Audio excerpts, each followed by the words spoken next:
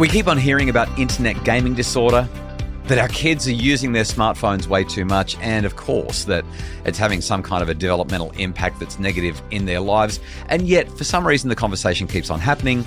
And for many of us as parents, it almost feels like we throw up the white flag, raise the white flag, you know what I mean?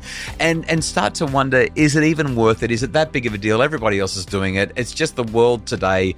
I'm tired. And apart from that, we kind of like our own Instagram feeds as well. Like, it's pretty easy to settle into that. Today, a big conversation about internet gaming disorder and smartphone overuse in Australian primary and secondary school kids. I'm so excited for this conversation. It will be practical, it will be helpful, and it will set you on the path for where we want to go in helping our children to flourish and maybe even live a little more screen-free. Stay with us. Hello and welcome to the Happy Families Podcast, real parenting solutions every day on Australia's most downloaded parenting podcast. My name's Dr. Justin Coulson, and today I am joined by a frequent contributor to the pod and somebody who is fast becoming a wonderful friend and wise guy to talk to around all these kinds of things. Doctor, it's official now. The PhD's completed. Dr. Brad Marshall, the Chief Research Officer of the all-new Control Shift, also known as the Unplugged Psychologist, and a researcher at Macquarie University. Brad, thanks for being with me. Thanks for having me again, Justin. It's good to be back. So you've published an article with Wayne Warburton.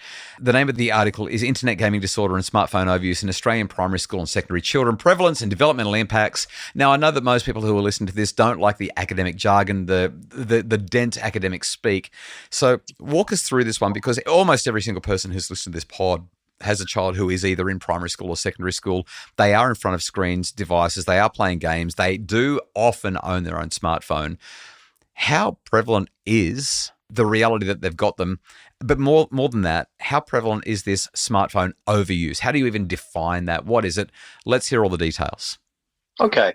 Yeah, so I think we need to start with when myself and my research colleagues set out with this study, it was very much designed around, we have two major studies in Australia, one by Professor Daniel King in Adelaide, and the other was by my research partner, Professor Wayne Warburton, who have done prevalence, which for those at home parents, it basically just means what's the percentage of kids that have an issue with internet gaming disorder or gaming issues or smartphone addiction or smartphone overuse.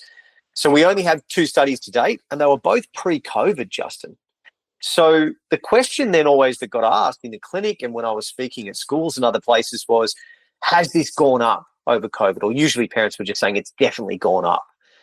And we weren't sure about that. So we did this study in 2023. Now, what we did was we went to schools and we asked them if we could survey kids within schools. And first of all, I should note that one of the limitations here is we could only use independent schools. But what we were trying to achieve is, number one, the biggest sample to date in Australian populations. And number two, we wanted a wider variety of ages, because one of the things I was critical of in previous research is that it focused on this sort of teenage 15, 16, 17-year-olds. But I was seeing in the clinic kids age 8, 10, 12. So I wanted to go younger. I took what you might call the more difficult path in this, because I wanted the younger sample kids. So year 4 to year 8 is what these kids are. Now, I will acknowledge as well, there are not as many primary school age kids as I would have liked in this sample. It's still high school heavy. Yep. But as far as what the prevalence is, the numbers that we actually found, the pertinent numbers are, first of all, the amount of hours on a recreational screens that our kids are spending is about 9 hours a day for our high school kids, year 7, year 8. And about 6 hours, just over 6 hours for our primary school kids. All right, so I've got to interrupt you here. This is critical that we make this distinction between what you might call or consider necessary use and what you've called recreational use. So can we just get a quick definition here? 9 hours or 6 hours, depending on the age, on average. Worth highlighting as well, on average means that 50% are above that and 50% are below, right? That's what the average is. So there are 50% of kids who are getting more than 9 hours per day on their screens. And high school kids. And it's recreational use that we're talking about here. So just break that down for me.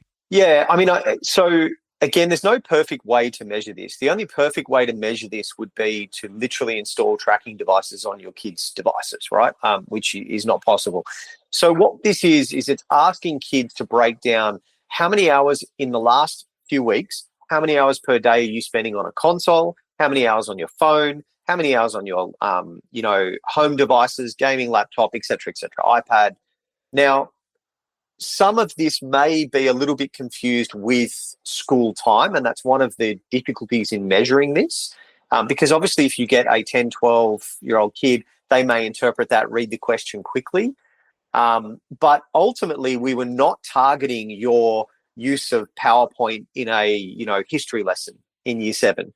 That's not what we were asking there. In fact, one of the limitations of this is the reverse. If you ask most kids these days, how many kids in class are actually gaming or on YouTube in class, they'll say that a fair amount of them are. And we were ruling that stuff out as well, right? So we were talking about outside of school hours. So those hours of 6 and 9 hours for primary and high school kids, I think what's really important to note here is that I gave this testimony to the Australian Parliament and the social media inquiries. And that is distinctly different to what the E-Safety Commissioner reported. The E-Safety Commissioner told that inquiry that their research indicates what was the equivalent of about 2 hours a day of recreational screen use. It's nowhere even close to what we found. So I'll also point out that our data is very consistent in the amount of hours to the OECD statistics that came out in May 2025. Yeah, we talked about that when it came out on the podcast. These numbers are big. Not 9 hours of recreational screen use every day. So let's say a teenager, I know that you're highlighting primary versus high school, so let's stick with the high schools for a moment. Let's say that the average teenager should be getting, even if we call it 9 hours of sleep a night, right? We'd like them to be a little bit more than that, but let's call it 9 hours. Then they've got to go to school and all the travel and all the stuff around that. So we've got at least another 7 to 8 hours. I'm not really good at live maths, but that tells me that we're somewhere around about 16, 17, 18 hours of the day is kind of gone. And then we've got to find 9 hours for screen. They're supposed to have, many of them have jobs, they've got relationships, they're involved in structured activities outside of school. It doesn't fit, which means that stuff that matters is going by the by so that they can stare at their screens, play games, look at Instagram, TikTok, that kind of thing. Yeah, spot on. And that's exactly why in this study, myself and my colleagues at Macquarie University developed what we call the Screen Developmental Impact Questionnaire. We wanted a way to measure what the developmental impacts are on children and teenagers in a variety of different areas. So education, social development, physical health, emotional, and behaviour. Now, keep in mind, these are students that are responding to these questionnaires. So this is not a parent's view. This is what students are telling us. And we did find in this study that there are significant impacts in all of those areas of development when you get into these high levels of either smartphone overuse or gaming. So, Brad, this is the crux of the study, and this is really why I wanted to talk to you. Because it's one thing to say, all right, kids are using their devices a lot. We've got smartphone overuse. We've got a lot of activity happening on screens. And it comes to, you and I stand up in front of groups all day, every day and say our children's well-being is being undermined by screens. And there are plenty of adults who will point to the things that they're concerned about. But when we hear it in their words, and when we've got something that actually measures what the impact is, then there's more heft, there's more thunk, I guess. You know, like you're dropping a big book on the table rather than a pamphlet, and it's like, okay, there's something weighty here. So walk me through, what did these young people themselves identify when it comes to the impact of their use of screens? I think what we actually have to do is just take one step backwards here, if I may, Justin, because we've missed here a key part around the prevalence. So not only did we measure the amount of hours, but we also measured how many kids have what we would call internet gaming disorder, the diagnostic term, on a screening tool. It's not diagnostic because you've not done a clinical interview, but it's a screening tool, which is a common tool, and how many have a smartphone addiction. So we found that 4% of Australian kids have a either subclinical or clinical gaming disorder. And about 9.9% of Australian kids have medium to high levels of smartphone addiction or overuse. Now, if we just extrapolate those numbers, and I know I've talked to you about these numbers roughly on the podcast before, right? But we're talking about 100 to 120,000 Australian kids with gaming disorder and about 400,000 with a smartphone overuse or addiction.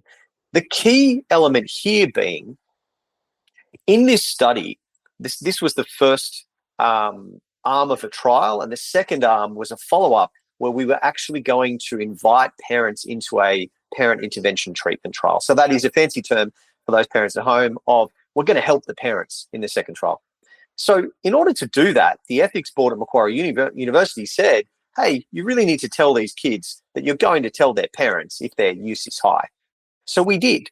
You can imagine how many kids aged 10 to 14 are going to read that and go, there's no way I'm answering this accurately. So those numbers that I've just quoted you, the hours and the percentages, they're probably understating the issue. So now that we've got these prevalence data and we understand that, I'm going to, forgive me for being imprecise and rounding, but it's just easy to remember round numbers. Let's say about 5% of kids are showing up with a subclinical or clinical gaming disorder, and about 10%-ish are showing up with medium to high smartphone addiction or overuse. How are they seeing the impacts? Where does this what does this mean at a practical level in their daily lives? Yeah, well, one of the most practical things out of this study is that we didn't actually find any notable differences in those prevalence rates between primary school and high school. So what that tells us is that both of these phenomena, gaming disorder and smartphone overuse, start in primary school. Yeah, okay? The great rewiring of the adolescent brain begins at around about the age of 7 or 8 once these kids start to really invest in these screens. Correct. But I think what you're getting at, obviously, is the developmental impacts. Right. And that's sort of what I'm excited about as well, excited and scared at the same time, of course. But we had these 5 main categories, and what our investigations found is that there was probably more indicative of 4 categories. And so the emotional impacts, the social and physical were tied together in our exploratory factor analysis. For those at home that don't know what that is, don't worry. It's just sort of fancy stuff that's a little bit researchy. Behavioural impacts and education. So we had a list of questions that we asked them in different domains. So for example, with education impact, there would have been a question, or there was a question there around, have screens or gaming ever gotten in the way of you handing in an assessment or getting your homework in? So that is an example of a question or an item that was in measuring the educational impacts. Now, what we found for all 4 of these areas is all 4 were significant in the research. But what we also found is that there are no real impacts for kids that didn't meet criteria for internet gaming disorder or smartphone overuse. Then we have a step up to the impacts that were there in developmental domains for kids that had smartphone overuse or addiction. Then a step up again in developmental impacts for subclinical gaming disorder, and then a step up again for kids with clinical gaming disorder. So what that tells us is that the developmental impacts on our children and teenagers is greatest for gaming disorder, and then significant for smartphone addiction or overuse, and then down to the normal, quote unquote, sample at the bottom.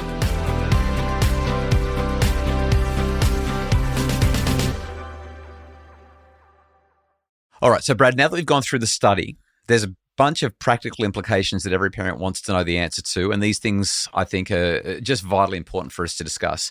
First off, I want to clarify something, and I think this really requires it just requires a minute or so of elaboration. Gaming per se, there's a values question. Are you okay with your child playing first-person shooter games or having the sound on and lots of strangers in your living room who are swearing and using inappropriate slurs and epithets and so on? But let's say that you've got your values sorted out and the kids know which games are okay from a values perspective and which games are not. The research evidence seems to indicate that playing games, so long as it's not at an excessive level, at a high level, playing too much, that is internet gaming disorder, playing it pathologically and not being able to survive without the game, does have a whole lot of benefits. It seems to be really good for the kids socially. It seems to be quite good for them emotionally and even cognitively. The thing that I see in the data, no matter how many studies I look at and no matter how much I try to find an argument to just say, let's get the kids off games, I'm not finding an argument that says that it's bad for them until it reaches an unsafe or unhealthy level. Fundamentally, gaming is a whole lot of fun for a whole lot of people, and they don't have any negative effects. Tell me where I'm wrong, or still man the argument that I'm making so parents can go, okay, I can breathe a little safely here.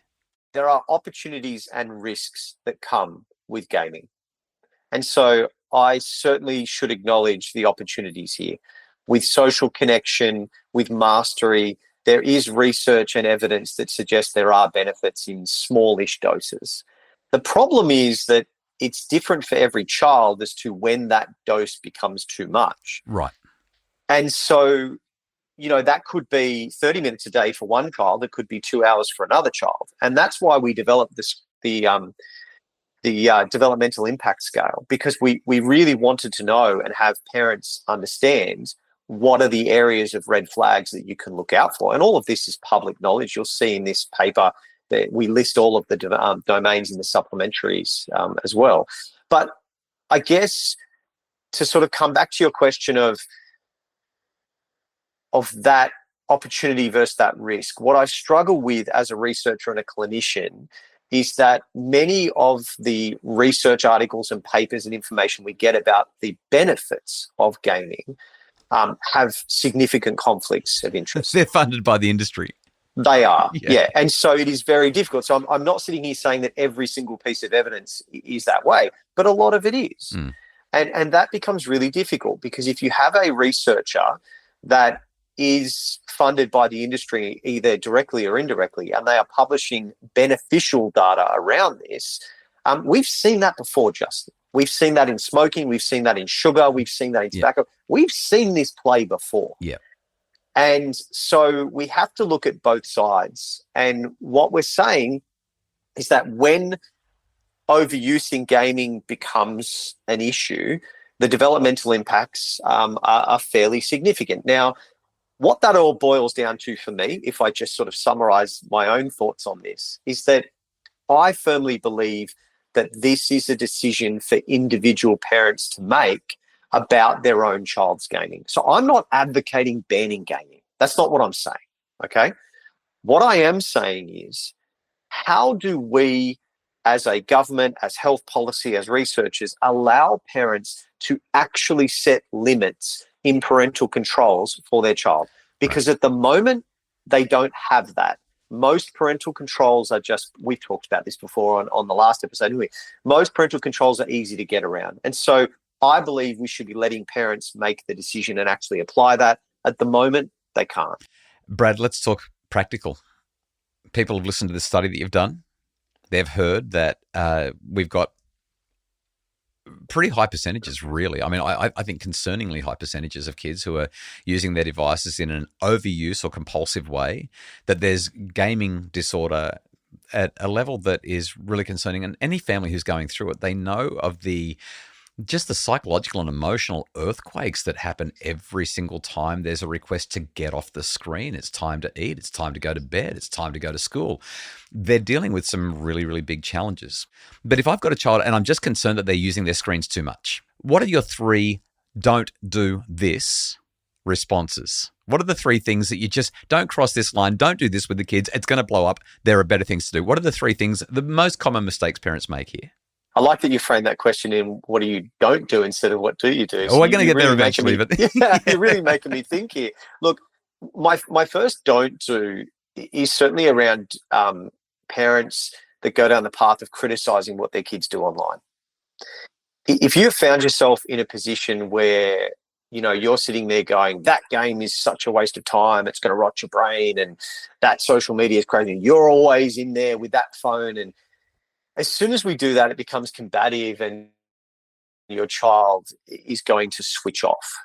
Sorry, not the screens. I mean, switch off to you and what you're saying, right? So wrong switch. That's my first one. And I guess my other don't, if I just sort of flip this, if I use 2, we have to be really careful about the access level that we give, especially around sleep. You've heard me talk about this before, Justin.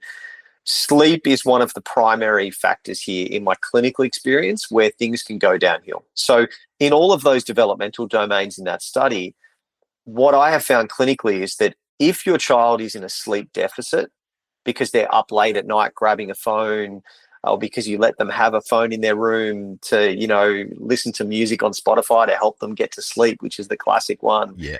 But, you find them on something else, that will snowball on everything else quickly, on all these other developmental domains quickly. So, don't, even if you find yourself relaxing rules at other times because the horse has already bolted, don't relax those rules at night. Sleep has to be number one. And don't go down this path of just endlessly criticizing what they're doing online. Okay, I'm going to add one if I can, because I said three and you've hit us with two. Your reactions are welcome if you disagree with me. I think that when we see our kids on screens and we've asked them to get off, or we've had this conversation 7,000 times, like this is a perennial issue, right? You never stop talking about screens once they've got one. It fundamentally becomes the center of their world, and it changes your relationship with them forever once they've got it. My big don't have the screen conversation when they're on a screen, or when you've got a head full of steam because they're on a screen, like high emotions, low intelligence. It's just not the time for it. You've got to pick your time, usually on a nice quiet Saturday or Sunday morning where everyone's relaxed and calm, and you can give them a chocolate milkshake or go down to the local cafe and get some wedges and sour cream and say, hey, I want to have a tricky conversation with you about that thing that's driving me up the wall. If you do it in the moment, you just create World War III in your living room. Yeah. Look, I couldn't agree more, Justin, and I'd expand on that further to say, when your kids are coming off screens, if you've said, righto, mate, your hour is up, come off now, don't give them a terrible thing to go to. If you transition them to now it's time to do your maths homework, you are probably going to end in tears, right? Brad, I reckon you and I could talk for about 77 hours about this and still not exhaust our things to share. There's so much more that I want to ask you, so much more that we could talk about and play around with ideas around. You've been extremely generous with your time, though, and there's no way that any parent could have listened to this and not have some really great parenting solutions to help them with their challenges. Thanks so much for your time. It's been an absolute delight, and hopefully when there's some more research that comes out that's just hot to trot and perfect for parents, we can chat again. Thanks, Justin. Dr. Brad Marshall is a Macquarie University academic. He is the unplugged psychologist, and he is now most recently appointed as the Chief Research Officer at Control Shift. He's written books, he's a speaker, and clearly you can hear he knows his stuff. Thank you so much for listening. We hope so much that this has been a useful conversation for you. The Happy Families podcast is produced by Justin Rulon from Bridge Media. If you'd like more information and more resources to make your family happier, check the show notes for Brad's resources and the studies that we've talked about and our previous podcasts, or just visit happyfamilies.com.au.